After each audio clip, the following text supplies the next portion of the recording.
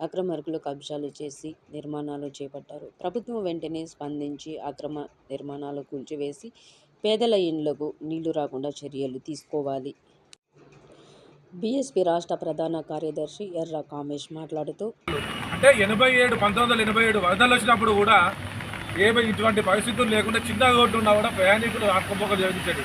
కానీ ఇటీవల కాలంలో ఏదైతే 16 ఎకరాలు ఉన్నటువంటి చింతల చెరువుని కొంతమంది భూ కబ్జాదారులు ఆక్రమించుకుంటా ఇప్పుడు ఈ యొక్క చెరువు ప్రాంతము కేవలం 6 ఎకరాలే మిగిలిపోయింది. ఈ 6 ఎకరాలే ఉండడం వలన ఏదైతే ఈ భూములు కబ్జాలు చేసి అక్రమ నిర్మాణాలు చేపట్టడం వలన ఈ నీళ్లు పోవడానికి లేకుండా ఈ నీరంతా కూడా ప్రధాన రహదారికి చేరుకోవడం వలన ఇటువంటి పరిస్థితులు వచ్చి రాకపోకలు కూడా బంద్ అయ్యే పరిస్థితులు ఉత్పన్నమవుతున్నాయి. అయినా కూడా అధికారులకు చలనం లేదు, పాలకులకు పట్టింపు లేదు. అక్రమార్కులు ఇచ్చే డబ్బులు తీసుకొని అనుమతులు లేకుండా యథేచ్ఛగా